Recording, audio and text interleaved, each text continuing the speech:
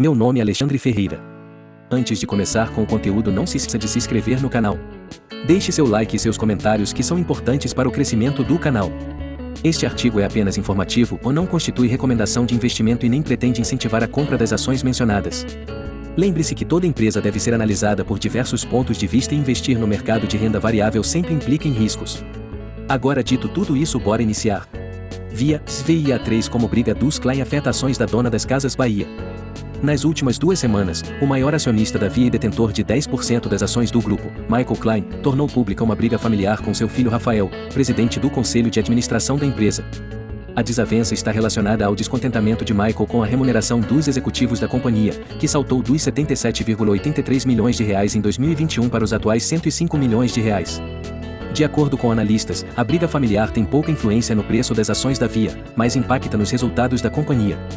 A Via SVIA3 é dona das marcas Casas Bahia, anteriormente chamado de Ponto Frio, Ribartira, além de ser responsável por administrar o e-commerce da Rede Extra. No pregão desta terça-feira, 26, as ações da Via recuaram 6,75% para R$ 2,35. Em julho, os papéis somam alta de 22,4%, enquanto que no ano os ativos registram queda acumulada de 55,05%. Há um ano, a remuneração dos executivos e de conselheiros do grupo era constituída por uma proporção de 80% em ações. Neste ano, 48% da remuneração total será composta de papéis da Via, segundo informações da companhia. De acordo com a Via, o valor total aprovado em assembleia para 2022 nada mais é que um teto global máximo de remuneração. Apenas 34% dos valores publicados de 2021 corresponderam ao montante efetivamente pago. A maior parte do montante de remuneração esteve atrelada a incentivos de longo prazo, afirmou o analista. A crítica de Michael Klein é muito mais em relação ao momento em que a empresa está versus ao que aconteceu, mas visando o lado dele como acionista, visto que a empresa está pagando uma dívida muito alta. A desavença familiar se tornou um fator prejudicial para a empresa e, principalmente, para os investidores que vão evitar colocar dinheiro na companhia. Pode ser ruim tanto do ponto de vista pela cotação de preços quanto pelo ponto de vista da governança, diz o especialista. Em meio às brigas, ficou em evidência para o mercado a dificuldade da companhia em gerar caixa. Ainda não se tem uma posição exata sobre a oscilação das ações. Se a empresa se reposicionar, pode ser que melhore, mas o risco é muito grande. Não temos recomendação no momento para o investimento, diz analista. Se a empresa continuar com endividamentos elevados, ela pode encaminhar para um cenário que culmina para a recuperação judicial. É uma possibilidade, o cenário para o setor não está bom.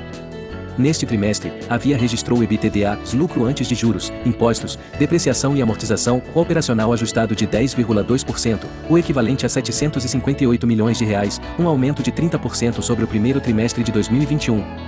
Segundo o relatório de resultados trimestrais da empresa, o recurso é suficiente para fazer frente às despesas financeiras registradas no trimestre. De acordo com o analista, os resultados deste ano foram melhores do que o esperado para a companhia em relação ao lucro operacional. Porém, ao olhar para as receitas, houve queda de 9% em relação ao último trimestre de 2021. Quando comparado ao mesmo período do ano passado, o recuo foi de 2%. Dívidas na mesa. O endividamento de 4,6 bilhões de reais da Via se deve à captação de recursos para investimentos internos e contas a pagar. A companhia conta hoje com 5,2 bilhões de reais de caixa, de acordo com André Zonaro, analista da Nord Research. A Via teria caixa suficiente para pagar todas as suas dívidas. O problema é que aproximadamente 3,2 bilhões de reais a receber são de cartões, ou seja, compras que estão para entrar mas ainda não geraram caixa efetivo.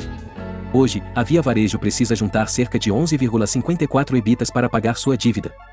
O número é pouco mais que o dobro em comparação à concorrente Magazine Luiza, que necessita do equivalente a 5,28 vezes o EBITDA para quitar os débitos. A sustentabilidade do endividamento da Via é menor, o setor é de risco e dá para ver hoje qual empresa está mais sensível ao momento, diz o analista.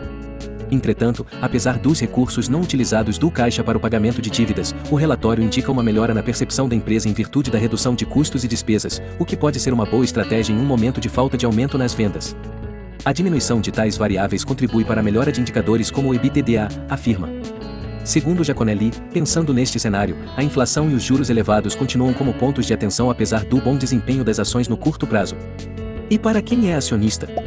Segundo o analista, a notícia da briga familiar não impacta tanto nos resultados das ações, mas o que tem mandado na cotação da Via ao longo do tempo é uma mistura entre resultados micro da companhia, ou seja, a evolução que ela não tem conseguido entregar nos seus resultados aliada a um cenário macro mais desafiador. Independentemente da briga com o Klein, a discussão não tem nenhuma relevância estrutural para o resultado. A Via Varejo, assim como as demais varejistas, estão encontrando dificuldades em apresentar resultados melhores, afirma. Não é por essa remuneração de R$ 100 milhões dos diretores que faz mudar a visão de quem está investindo ou não. É um momento de um pouco de cautela e meio neutro para as empresas do varejo, dado o cenário de mercado que deve continuar pressionando o setor por pelo menos mais um ano, por meio de inflação alta e juros altos, diz analista. O quadro prejudica as empresas de varejo que costumam apresentar margem menor, porque elas ficam no caminho entre a indústria e o consumidor e acabam por perder um pouco de margem e rentabilidade. Esse modelo já é um negócio com margens mais apertadas e em cenários de inflação e isso tende a ficar mais desafiador ainda, complementa o analista. A Via Varejo se manifestou com a matéria por meio da seguinte nota. Em relação à manifestação de um de nossos acionistas, Michael Klein, dono de 10% das ações da empresa, a companhia reforça que se posicionou publicamente respondendo de forma técnica, com dados e números comprovados, cada uma das suposições levantadas no documento. Todas as alegações foram contestadas de forma transparente, ressaltando-se ainda que as deliberações questionadas foram aprovadas em assembleias de acionistas. Entenda a briga. De acordo com informações divulgadas no dia 14 de julho, além da desavença, pai e filho não se falam há 2 anos e a relação teria se deteriorado após o segundo casamento de Michael com a atual esposa, Maria Alice, mãe dos 4 filhos mais novos de Michael. Segundo uma fonte próxima à família, que optou por não ser identificada, o relacionamento dos dois teve complicações assim que Rafael substituiu o pai na presidência do Conselho da Via, no início da pandemia. Além disso, outro motivo de desavença foi o nascimento dos irmãos, filhos do segundo casamento com a atual esposa do acionista. Michael demorou em contar a Rafael sobre a gravidez de Maria Alice, o que gerou incômodo no filho que na época havia deixado a presidência da Via para trabalhar diretamente com o pai. Obrigado por assistir, deixe o link, ative o sininho e se inscreva.